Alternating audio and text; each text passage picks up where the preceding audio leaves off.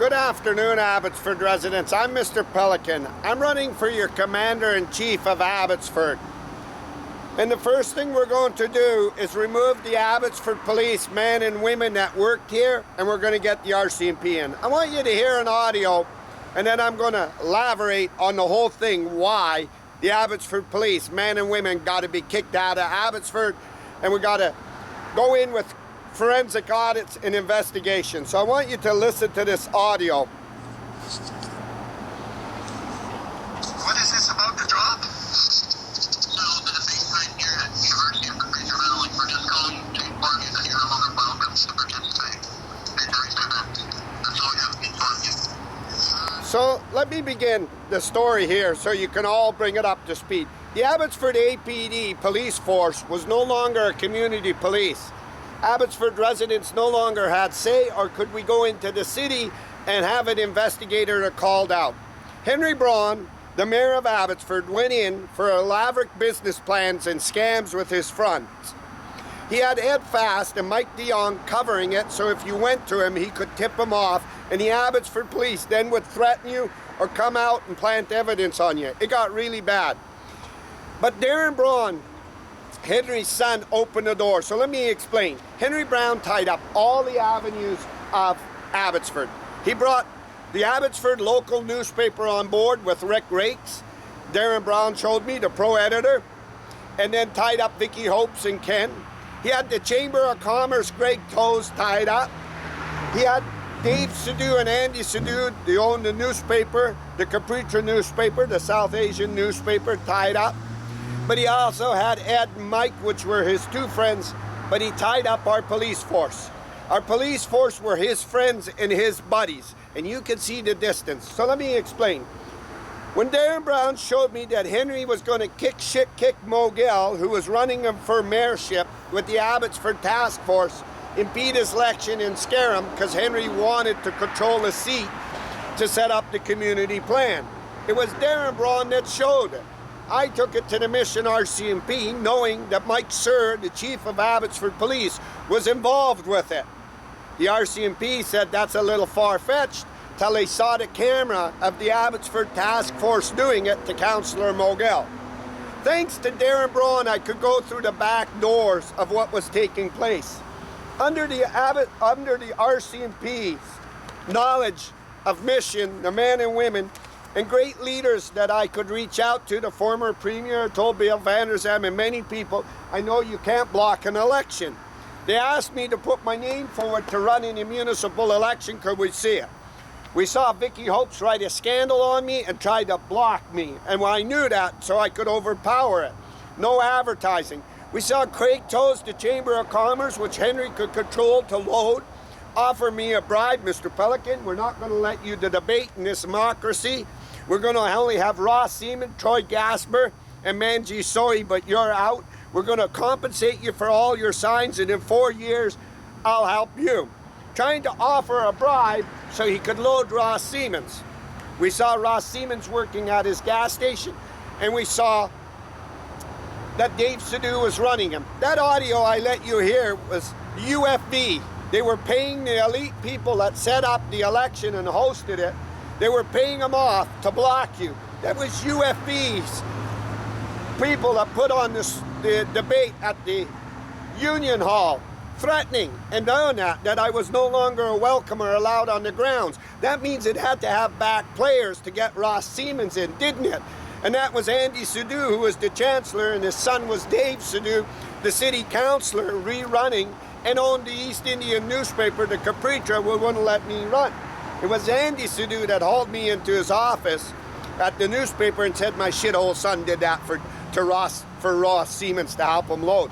Then you saw the sports event where I was being held, and this lady is the elected MLA for the BC Conservatives, Rianne Gasper. She's Abbotsford Mission. She's a Conservative MLA. Was there when they tried everything, not knowing how I was escaping all this, and said I grabbed Sandy Blue, who sits on the police foundation, up the dress, and they were going to have me charged for sex allegations. That way we could. It was Barty Sendusa. They planned that last night to do this to Mr. Pelican, and she called it out. Rianne was there.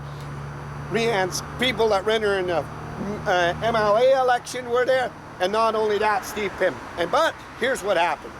When Henry Braun knew he scammed a job bringing the bus from Riverside to his land, it was Darren Braun knew Ed and Mike were involved in it. It was Mike DeYoung, the sitting MLA for the BC Liberals, and former prosecutor, attorney general told me cut a bloody deal with Henry. He owns Abbotsford. That's how much Henry was controlling. That meant Henry was controlling the whole Abbotsford PD, and we knew that with the attack on Mogill. When Henry knew I wasn't going to cut them ties, and he knew I could go around him because he didn't own the jury and the judge, but he owned the Abbotsford police to halt charges. Henry got in his Alexis car, came to a protest where Abbotsford homeowners and where I was, hit and ran me and left me for dead, fled from the scene, and then dumped his Lex car. It was Mike Sir, who covered all his charges, wouldn't prosecute, bring him before the court, and wouldn't go and do police files so them witnesses could come forward. He was helping them. When I pushed down with the R.C.M.P, the Abbotsford police knew it had to come forward, so Mike Sir left. The upper top of Abbotsford police then started carrying threats as Henry had to finish his term. They carried threats all around me, not knowing that I was well ready for them. Used the task force around my house. They pulled me over for drinking and driving. They were doing anything and everything to try to save the Abbotsford police. It was a bunch of men at the top were in organized, elite, high crime.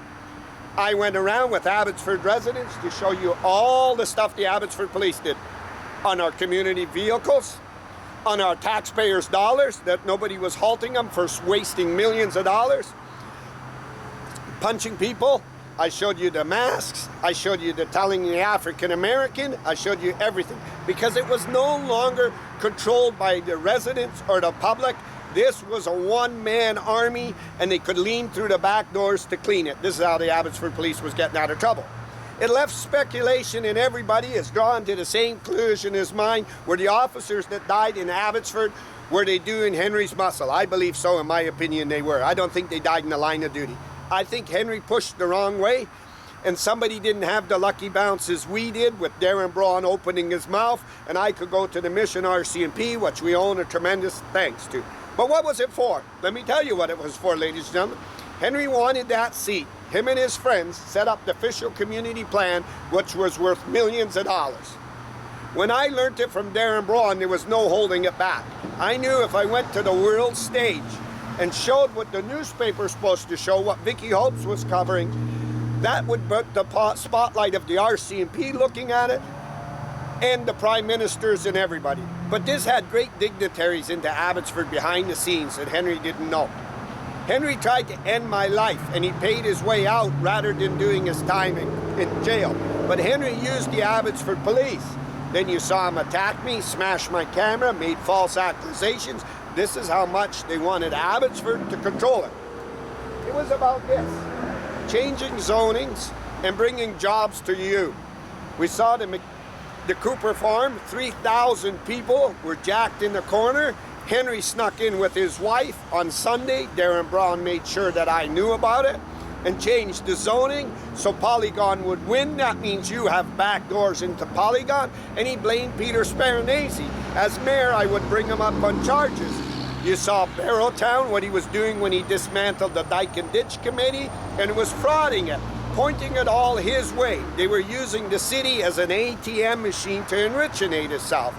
When Darren Braun showed me the Abbotsford police could retrofit it for $2 to $5 million, Henry knew the same as I knew working for big developers. I told you I had great experience. Peter Wall, Aquilini, Mike Dakota, Stuart Olson, Ani, the World Olympics and everything. So I know how you could walk that money out the back door. Henry had the majority of aldermen in his house to collaborate. Darren Braun made sure that I was aware of it, so I could have all the pictures. The majority of them were there collaborating over Bruce Banman. That's why they scandaled and Bruce and Mo, because they wouldn't go for their dirty deals, so we need them out of the way. This way it would say we want to plaster the new police building so Unitech can get it and we can steal the money out in jobs. That's how you do it. You start loading the extra material, you'll start doing cost overruns, you start and you go, well, you know, we're doing it in the name of policing, so that makes it all right. and nobody would suspect it, so you go after them big things. You go after the police, you go after libraries, then you go after City Hall, and you go after schools, and you confront it out. But that wasn't just it. The Funkstermeister, who was Henry's partner, Darren Braun, showed me him changing the zoning from 200 to 455, and that had councils right involved with him. When Abbotsford homeowners' houses went down, the R.C.M.P knew right now it was an elective duty of the aldermen to show up there, and they didn't. They were playing with Henry Braun. The ones that did weren't owned by Henry, and Henry knew that he could threaten them owning the Abbotsford police, changing the zoning. When the election came, let me tell you what happened in the election, thanks to the R.C.M.P. I showed you how they blocked, how the chamber blocked, and that. Henry used Gabriel, the electoral officer, really smart, bald-headed guy. He might be related to Gertie Purdy, 310 Gertz of the Abbotsford Police. There's an election, there was a by-election because Bruce Bamman stepped off. He was forced to step off and when he became the MLA. So there was a by-election and electoral list that you get as mayor that you can phone and tell everybody you're running, and these are the reasons I'm running. I'm going to restate the Dyke Committee. I'm going to lower your taxes. I'm going to go after Ron Funk. I'm going to remove the Abbotsford Police. And you can show this thing that you're doing, well-trained, which I was well-trained under Wall and all these guys.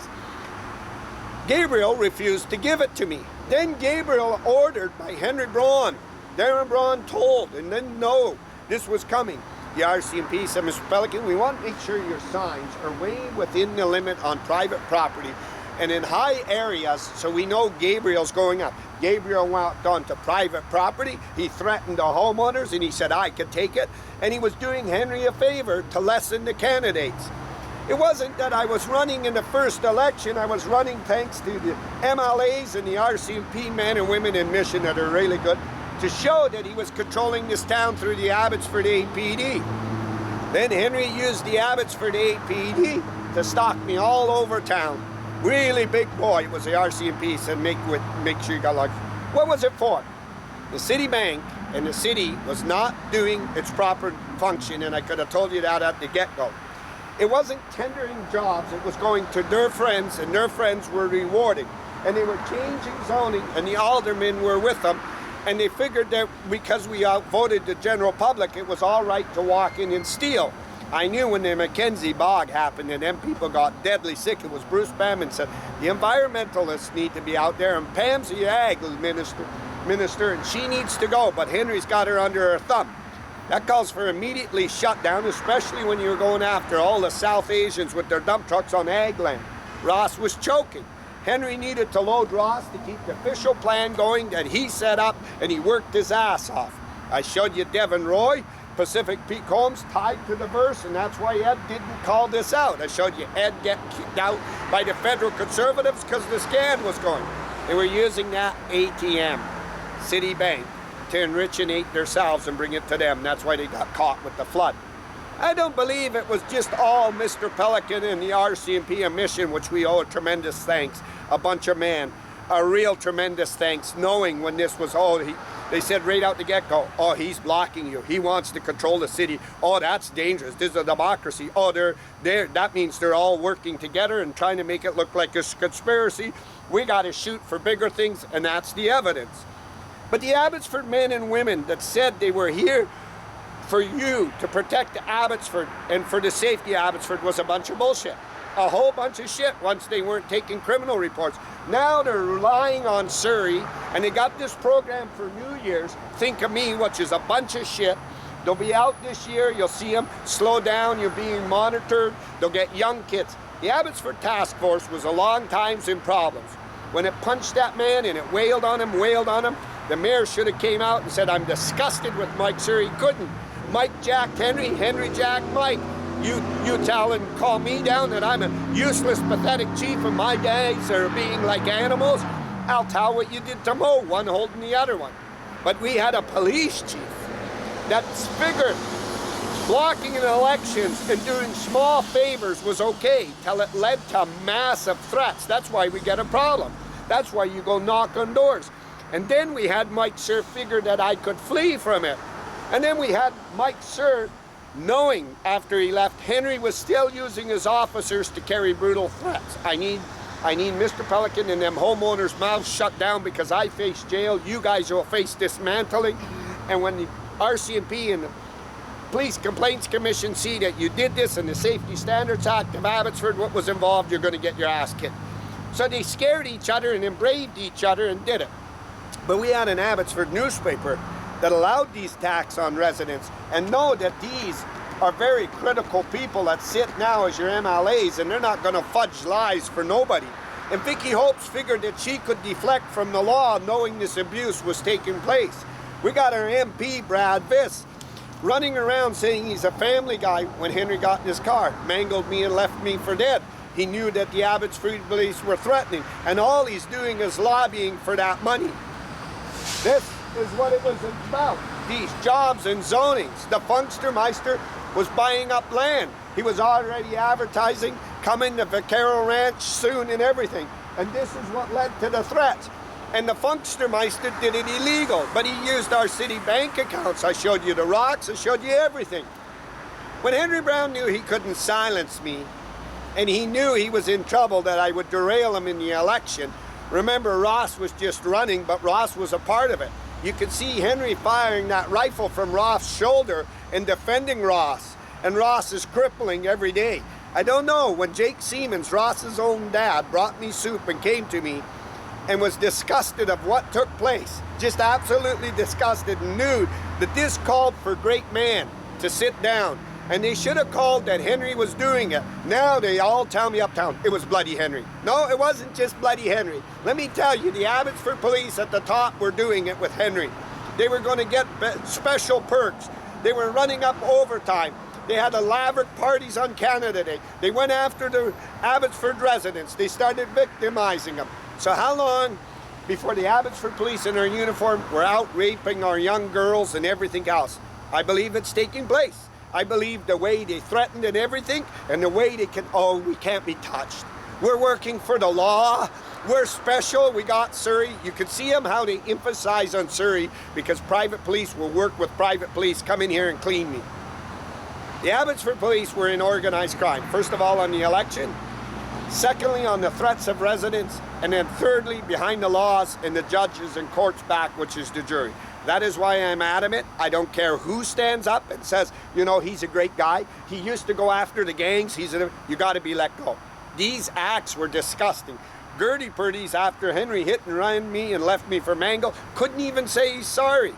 The Abbotsford police, after they smashed my camera and my phone, my son bought me for Father's Day, a very precious gift, and then made allegations to jail me, and there was threats. That's mean they'll plant coke on the next candidates and everything to control this town. Rather than the chief and Safety Standards Act saying we're going to go White Rock, we're going to get that camera from that billionaire you were working on, and then the officer's gone and all his arrest records. They couldn't. It was a buddy-buddy system. You kiss my ass, I'll kiss your ass. The uniform and the badge hyped them up, and their testicles, you might say, swole bigger than their brains, and they were brutalizing the South Asians, they were brutalizing families, and this is how Hitler rose to power, the SS. Henry was increasing the police budget, he was increasing that we need more men, he was increasing, but he also took the city and locked it down from the community speaking. But them aldermen were involved.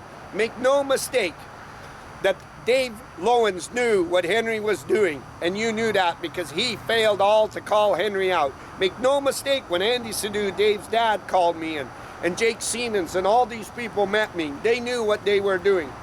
But make no mistake, Mark Workington is a city lawyer, and he knew that they rigged that election, and that there carries a federal offense. But I want to tell you, ladies and gentlemen, I want to tell you, Mr. Pelican was never alone, and neither was Abbotsford residents. When I took this far-fetched deal over to the R.C.M.P. and said it's Henry's son, is Darren Braun, he's the economic development officer, it was the R.C.M.P. said, don't let him know you're Mr. Pelican. Don't let him know you're the homeowner. We need every bit of information of why Henry and his friends are brutalizing Abbotsford. What was it for? It's usually to deal with women. It's usually a fight over women. But this one wasn't. This one was for the millions of dollars that stood in Abbotsford's bank account. Then they were lobbying the jobs out. You saw what Archway and all of them did, and they were awarding these jobs without tendering them to their friends. When I told Henry Braun, I'm going to forensically audit the city, you could have seen him. He shit bricks and he went white and he upped the Abbotsford police to threaten. We have to remove them all. We cannot believe, let me explain this, you cannot believe that we're not talking to Henry, we're not taking pictures with Ed, we're not talking to Mike DeYoung, we're not doing interviews with Vicky Hopes, we're not talking to Alex Mitchell, we're not talking to any of the councillors and R.C.M.P, and we're cleaning. They're the worst. They knew what they were doing under that uniform and they abused it. They have to lose their jobs, their careers. They have not transferred to Surrey. You can't transfer them to Surrey because they're going to reset up, because that's where Mike DeYoung done, or Mike Sure went, and we got to get rid of them. These were attacks on residents. Why do I speak so clearly? Because I believe when you went this way, they were very lucky that they hit it on me and I went to the R.C.M.P and I had great man beside me, like an Abbotsford judge said when he knew I told him about the cops. He said, nobody's above the law, no one can use it, no one can bend it, Mr. Pelican, and no one thinks of the end. Knowing them politicians I had brought in, I had brought big developers in and everywhere to show what they were stealing out of Abbotsford City, enriching themselves with their friends. Make no mistake, this is why Pierre Poilievre kicked Ed Fast's ass out of the Conservatives and went for Suk Mangel. This is why Ed Fast, Mike DeYoung, Henry Braun, John Van Doggen, and George Perry had to come out of the woodworks to say we're going to get Mike DeYoung in over every other candidate, flushing themselves from Liberals to be Conservative. This is why Simon Gibson stood on the world stage and said, I asking and telling Pierre Poilievre and his Conservatives to apologize to Mike DeYoung. This is how bold they were. This is what they did. How do we stop it? We stop it the day I started. We bring the R.C.M.P in and we get the law back. Because I know in Abbotsford everybody's taking the law in their hands. We're wasting millions of dollars trying to save these losers. All we're going to be doing is increasing police. We're going to be increasing this. It ain't. They were on in a revenge. They owe Henry, and Henry can pull them anytime. Henry does it constantly to them. They're friends of friends of friends. We got to let them go. Whether we rebuild, but we have to bring the R.C.M.P in for our safety, for our elections, and number one, for Abbotsford taxpayers. Taram Funka Diverse, your buddy and your pal, Henry Braun, tried to end my life in broad daylight. Used his connection and his political and his money to try to pay off and escape jail. Then threatened Abbotsford residents. It was Henry's son that opened the door on why these job sites stood in the way of their greed at the city. And this is why Henry had to load Ross, and you can see Ross failing at every avenue. He don't know what to do with the dikes. He don't know how to talk to the farmers and anything. To Mrs. Siemens, Jake Siemens was right when he sat down with me and had a long conversation of what took place in Abbotsford. Your punk bloody husband covered up an organized ring of crime on innocent families and innocent people, and it was led by Abbotsford police. I'm on the world stage, and you can see the Abbotsford police on their bloody hands. Make no mistake that these men in uniform weren't here for Abbotsford's safety. They were filthy, disgusting, garbage trash men picking up hookers, beating up our young youth, threatening Councillor Mogil, the South Asians, running around in our cars, running our budgets, jumping on our community vehicles, having lavish parties, going after the homeless and everything. There was no law enforcement here. It was who's ever asked they could kiss and what they were doing. We need that change, and we're going to get it under my leadership with many more. I'm encouraging Abbotsford to stand up. I'm encouraging to run for council and mayorship. And let's put Abbotsford back together, and let's go after the elite. That money all has to go back into Abbotsford taxpayers, and I know the best people that can do it under forensic audit is our R.C.M.P. And that is why I encourage and say every day, Abbotsford needs to get the R.C.M.P, and we're so thankful. So I'll tell Colin Watts, I don't know whose ass you're kissing, but the first thing you should do is always go by the book, and you should have drove up to them homeowners, and you should have hauled your guys out. And if I was you, Colin Watts, this is what I would do. I'd take all them shitty investigators and top guys down into that building that you stole and frauded and the cost overruns. And I hooked their privates to the taser gun, and I built them left, right, and center, and get these horny guys off the streets of Abbotsford. And that's what you need to do. I'm after the R.C.M.P, and I'm pushing down hard, and I'm going to get that for my community. Live, Ron Funk of the Verse.